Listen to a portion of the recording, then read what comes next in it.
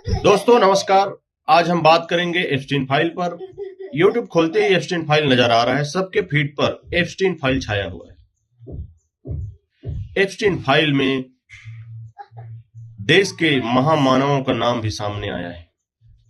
अब हमें विश्व गुरु बनने से कोई नहीं रोक सकता, यहां तक कि यमराज का भैंस भी नहीं रोक सकता और भैरव बाबा के वाहन भूरे बाल वाला झाबुआ कुत्ता भी नहीं रोक सकता। क्या सच में दुनिया के सबसे ताकतवर लोगों की एक सीक्रेट लिस्ट छुपाई गई है? क्या जेफरी एप्स्टीन सिर्फ एक व्यक्ति था या एक पूरे पावर नेटवर्क का हिस्सा? और अगर हजारों पन्ने की फाइलें सार्वजनिक हो चुकी हैं तो आज भी इतने सवाल क्यों बचे हुए हैं? जेफरी एप्स्टीन एक अमेरिकी फाइनेंसर था। उसके संपर्कों में राजनेता, उद्योगपति, वैज्ञानिक और सेलिब्रिटी तक शामिल थे। 2008 में उस पर पहली बार नाबालिग लड़कियों के यौन शोषण के आरोप लगे, लेकिन उसे एक कंट्रोवर्शियल प्ली डील मिली और सजा बहुत हल्की रही। 2019 में उसे फिर से गिरफ्तार किया गया, इस बार सेक्स ट्रैफिकिंग के आरोप में, लेकिन ट्रायल शुरू होने से पहले ही वह जेल में मृत पाया गया। आधिकारिक रिपोर्ट कहती है आत्महत्या, लेकिन उस रात कैमरे काम नहीं कर रहे थे, गार्ड सो गए थे और कई प्रक्रियाएं फॉलो नहीं हुई। यहीं से शुरू होता है असली विवाद।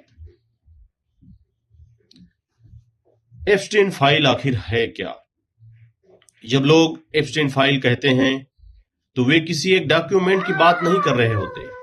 ये हजारों पन्नों के कोर्ट रिकॉर्ड, गवाहों के बयान, ईमेल, फोन रिकॉर्ड और फ्लाइट लॉग्स का संग्रह है।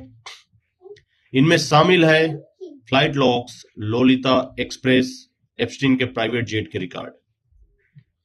कई हाई प्रोफाइल नाम इन लॉग्स में दिखते हैं, लेकिन किसी का नाम फ्लाइट लॉग में होना अपराध साबित होना नहीं है। यह सिर्फ एक यात्रा का रिकॉर्ड है, लेकिन वे क्यों गए थे, क्यों यात्रा किए गए थे, यहां से ही संदेह पैदा होता है। पीड़ितों के बयान, कानूनी फाइलिंग, जांच एजेंसियों की रिपोर्ट, इनमें कई नाम ब्लैक आउट किए गए हैं। क्यों? कानूनी कारणों से, पीड़ितों की पहचान सुरक्षित रखने के लिए और कभी कभी ऑनगोइंग इन्वेस्टिगेशन के कारण।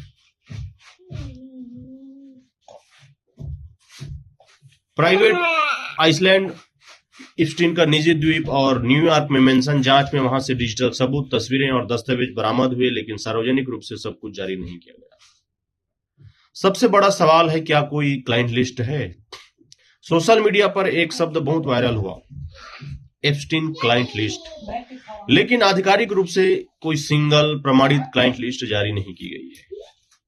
जो नाम सामने आए हैं वे फ्लाइट लॉग, कोर्ट फाइलिंग या गवाहों के बयान से निकले हैं, लेकिन इंटरनेट पर जो लिस्ट वायरल हुई उनमें से कई अप्रमाणित थी। यहां सबसे जरूरी बात, आरोप मतलब दोष सिद्ध नहीं होता है और संपर्क का मतलब अपराध भी नहीं होता है। उसकी गर्लफ्रेंड गिलेन मैक्सवेल की बात करते हैं। उनके सहयोगी 2021 में दोषी पाई गई, उसे नाबालिगों की भर्ती और सहायता के लिए सजा मिली, लेकिन सवाल फिर भी वही रहा, अगर नेटवर्क था तो बाकी लोग कहां हैं?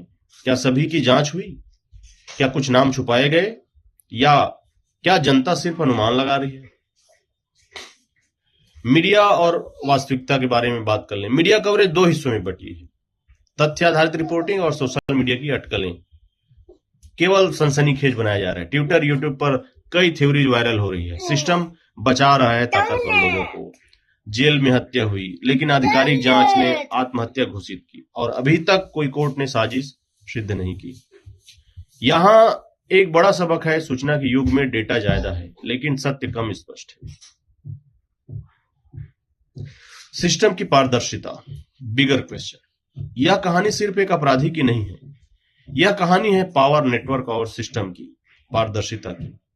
जब कोई व्यक्ति दशकों तक आरोपों के बावजूद बचता रहता है तो सवाल उठते हैं, और यही लोकतंत्र की ताकत है, सवाल पूछना, लेकिन बिना प्रमाण के आरोप लगाना न्याय नहीं है। एप्स्टीन फाइल हमें क्या सिखाती है? शक्ति और प्रभाव जांच को प्रभावित कर सकते हैं।